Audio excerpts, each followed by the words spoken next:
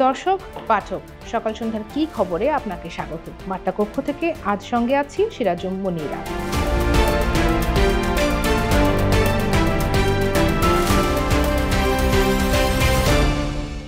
দেশে রাজনৈতিক পট পরিবর্তনের পর কারামুক্ত বিএনপি চেয়ারপারসন খালেদা জিয়া প্রথমবারের মতো কোনো রাজনৈতিক কর্মসূচিতে অংশ নিতে যাচ্ছেন। আগামী ২১ ডিসেম্বর ঢাকায় যে মুক্তিযোদ্ধা সমাবেশ হবে, শরীর ভালো থাকলে সেই সমাবেশে যোগ দেবেন বিএনপি চেয়ারপারসন। বঙ্গবন্ধু আন্তর্জাতিক সম্মেলন কেন্দ্রের এই সমাবেশে বিএনপি চেয়ারপারসন যদি যোগ দেন, তবে তা হবে ৬ বছর পর কোনো রাজনৈতিক কর্মসূচিতে তার সরাসরি অংশগ্রহণ। খালেদা জিয়ার শারীরিক অবস্থা, দীর্ঘদিন পর কোনো সমাবেশে যোগ দেওয়ার প্রস্তুতি, কি ভাবছে বিএনপি, এসব নিয়ে কথা বলবো আজকের কি খবরে। এজন্য সঙ্গে যুক্ত করছি সহকর্মী মেরিনা মিতুকে। মিতু, আপনাকে স্বাগত। আপনাকে ধন্যবাদ। মিতুর শুরুতে আপনার কাছে জানতে চাইবো, খালেদা জিয়ার শরীর আসলে এখন কেমন? তার বিদেশ যাত্রার কথা ছিল, সেই ঘটনার অগ্রগতি কতটুকু?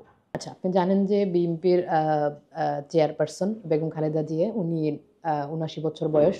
নানান ধরনের জটিলতায় উনি আসলে ভুগতেছিলেন। তার মধ্যে যেটা সবচেয়ে গুরুত্বপূর্ণ ছিল সেটা হচ্ছে যে তার লিভার সিরোসিস ধরা পড়েছিল, যার জন্যই কিন্তু মূলত তাকে বিদেশে নেওয়ার জন্য বলা হচ্ছিল বারবার দল থেকে যে উন্নত চিকিৎসার জন্য এটা দেশে সম্ভব হচ্ছে না, তার জন্য তাকে বাইরে যেতে হবে।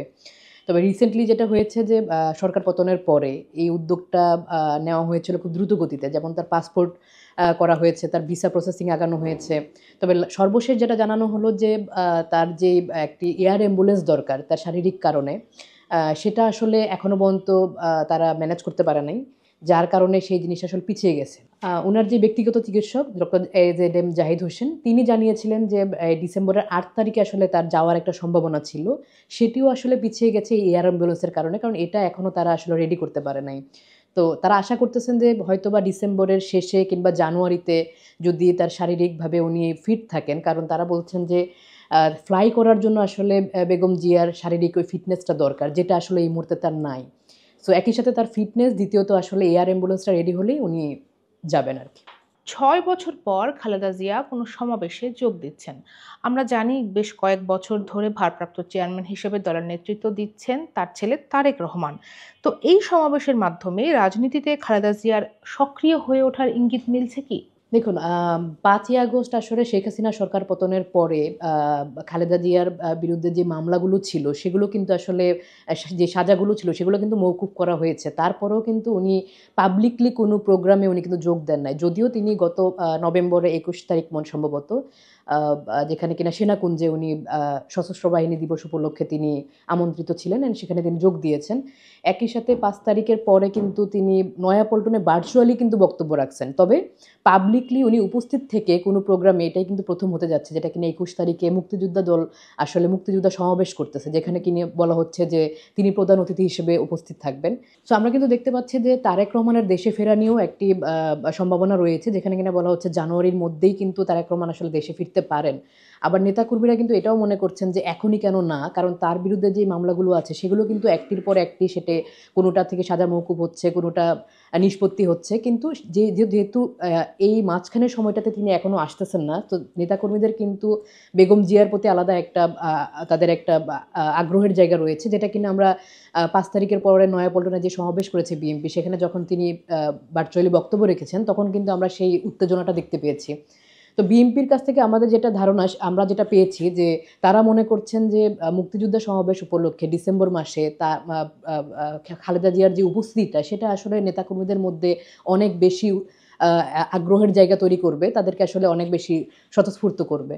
যেহেতু আমরা দেখতে পাচ্ছিলাম যে ৫ তারিখের পরে তিনি প্রথমে আসলে ভার্চুয়ালি বক্তব্য রাখছেন, পরবর্তীতে তিনি সশরীরে, কারণ সর্বশেষ কিন্তু আপনি যদি দেখেন যে ২০১৮ সালের ৪ই ফেব্রুয়ারি, আমার যদি ৪ ফেব্রুয়ারি সম্ভবত উনি লা মেরিডিয়ানে বিএনপির একটি বর্ধিত সভা ছিল, যেই সভাতে তিনি সর্বশেষ উনি আসলে ফিজিক্যালি উপস্থিত ছিলেন এবং সেখানে তিনি সভাপতিত্ব করেছেন।